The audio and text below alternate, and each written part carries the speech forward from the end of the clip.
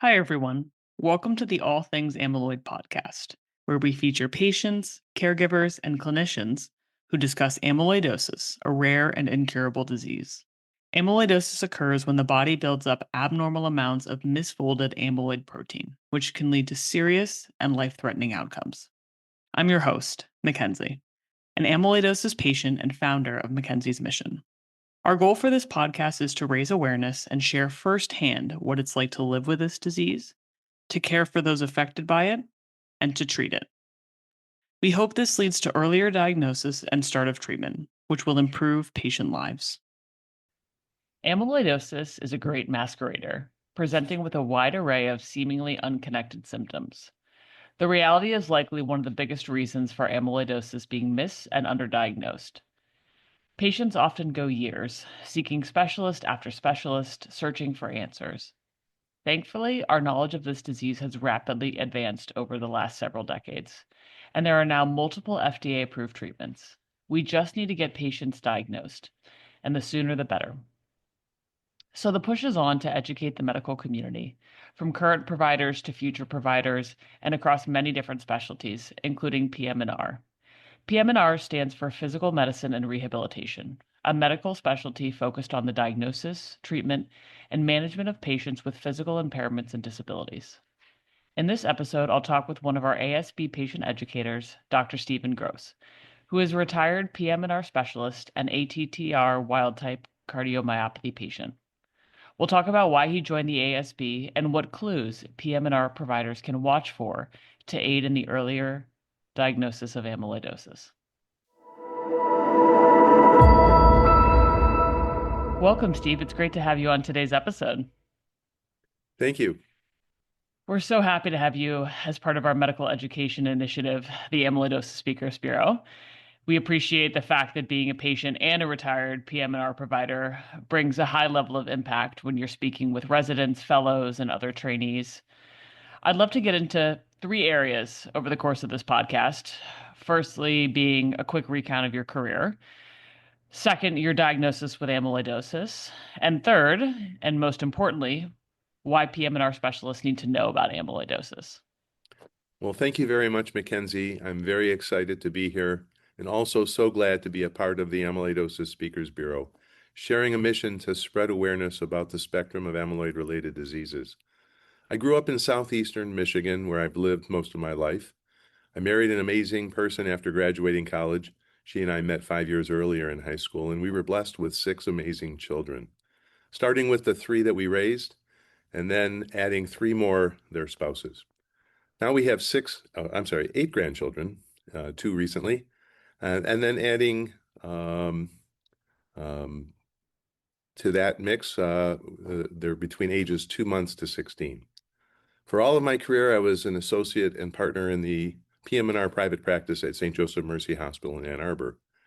As a PM&R specialist, I was always deeply focused on helping others achieve their best lives possible through active approaches for maintaining optimal health and fitness, and also working to help patients make judicious activity adjustments or undergo testing, deploy medications, and implement restorative therapies for treating when diseases or injuries interfered with normal daily functions. Helping people in this way provided me a very fulfilling and satisfying career, serving the needs of others. I can certainly imagine the fulfillment that helping patients has brought you. So are you still practicing? Well, actually, Mackenzie, I had to retire back in November 2016. That's when, at only age 61, I required a second lumbar spine surgery. I had begun having progressive weakness in both of my legs 5 years following an earlier, less invasive spinal surgery. Unfortunately, it then became necessary for me to medically retire following that 3-level lumbar spine fusion. This was due to additional neurological and musculoskeletal issues that progressively evolved during those first few months following my lumbar fusion. First, I began to experience numbness and weakness in both of my arms and hands that I first considered to be unrelated to the lower back issues. However, I was then found to have severe spinal stenosis in my neck with spinal cord compression, bilateral carpal tunnel syndrome, and degenerative knee arthritis. These were simply additional challenges that I managed as long as I could, but ultimately I needed bilateral carpal tunnel release surgeries. on my hands, and then a few years later, a right knee replacement. Following each surgical procedure, I underwent physical therapy and occupational therapy treatments. However, the treatments only helped somewhat, and I continued to have persistent functional limitations.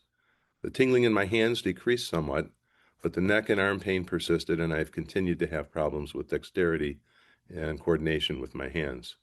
Emotionally, I coped with my limitations as many patients do, telling myself to make the most of what you have and not to dwell on what was lost. But nonetheless, you still feel a bit sad about the persistent functional changes, especially when they evolve for no apparent reason. Yeah, absolutely. That had to be an incredibly frustrating time, right? The cascade of issues following decades of relatively healthy living, is so frustrating. And then what next?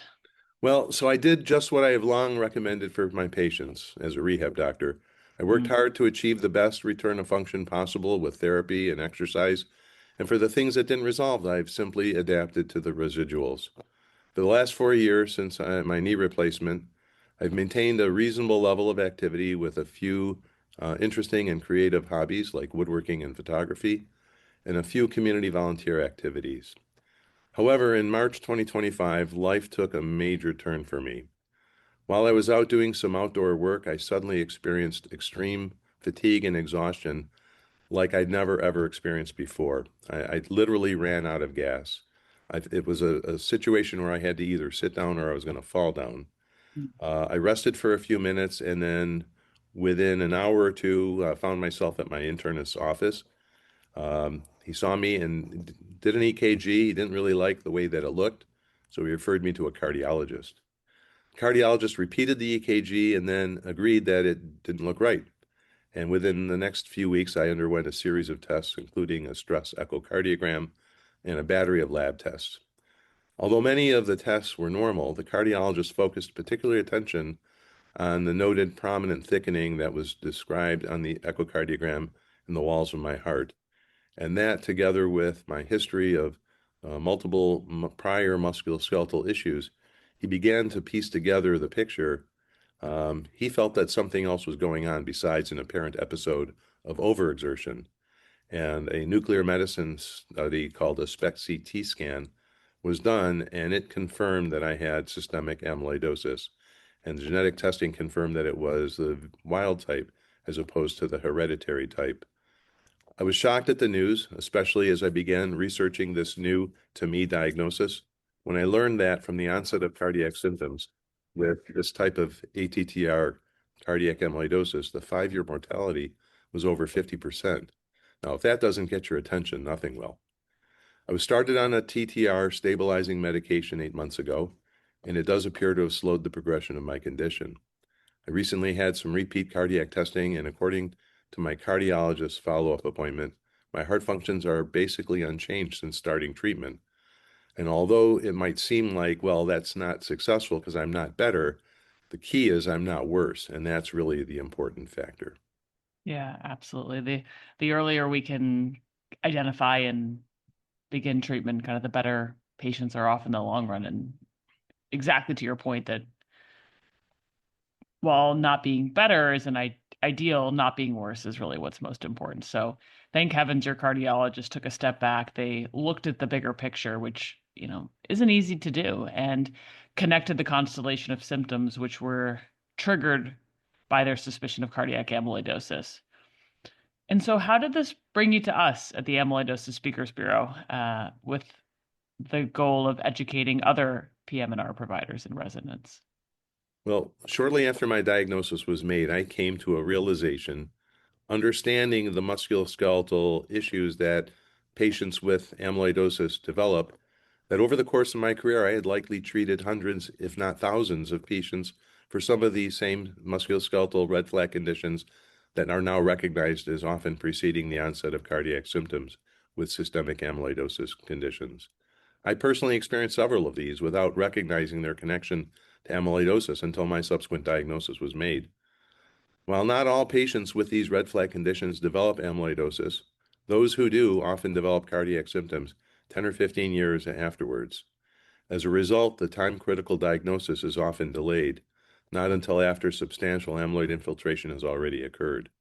Once deposited into a patient's tissues and organs, the amyloid proteins are very resistant to removal. We therefore must raise awareness to this condition so that its diagnosis is accelerated and life-changing treatments can begin quickly. I knew right away that I had to find some way to get the message out, and thankfully, I met them at the amyloidosis support group meeting in Chicago and discovered that the Speakers Bureau has a mission that is exactly aligned with mine to increase the awareness about these diseases within the medical community and to include my personal live patient journey to amplify the impact of these presentations. Well, Steve, thank you again for joining us today and sharing how you've taken your medical expertise and combined it with your own physical condition and dedicated your retirement to really changing the way forward for our future patients. I'd love if you have any parting words you'd like to leave for our listeners, give you an opportunity to share those. Absolutely. So first off, for patients and their loved ones who are early in their journey on the path to getting a diagnosis or to gain a better understanding about what they can do to improve their lifespan and quality of living once they are diagnosed with amyloidosis, be assured there is a tremendous amount of credible information available to help guide you. My own education benefited greatly from what you, Mackenzie, have made available through your All Things Amyloid podcasts and other online resources. I also became aware of a great network of support organizations shortly after my diagnosis in July, when I attended the Amyloidosis Support Group biennial meeting in 2025 in Chicago. For doctors and other healthcare providers, stay alert, watching for patients whose history and physical findings don't quite make sense, like the occurrence of carpal tunnel syndrome in both hands for someone who doesn't really have any supporting history that would account for that, or in patients having spinal stenosis with no history of predisposing conditions to account for it. Also be watchful when there are combinations of musculoskeletal conditions like trigger finger and carpal tunnel and spinal stenosis and spontaneous biceps tendon rupture. On the physician awareness front and regarding the presentations that I've been making to medical students and resident physicians, I still have a reasonable amount of stamina that enables me to make several formal presentations a month to groups of medical students and resident physicians in internal medicine, PM&R, and others.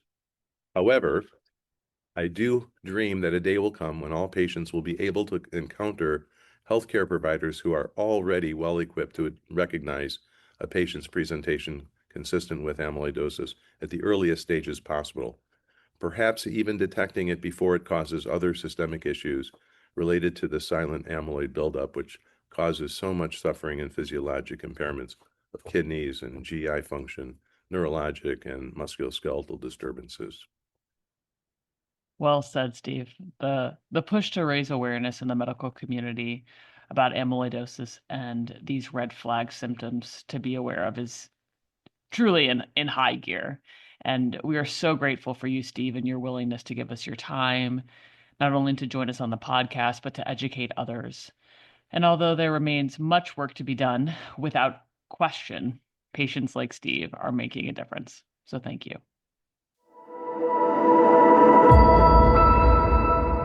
Thank you for listening to the All Things Amyloid podcast. If you find our podcast informative, please follow and share it with others. If you want to learn more about the work we're doing at Mackenzie's Mission, please visit mm713.org. We'd also like to thank AstraZeneca Pharmaceuticals, Alexion Pharmaceuticals, Alnylam Pharmaceuticals, and BridgeBio Pharma for their sponsorship to help raise awareness about amyloidosis. We hope you stay tuned for future episode drops. Thanks for listening.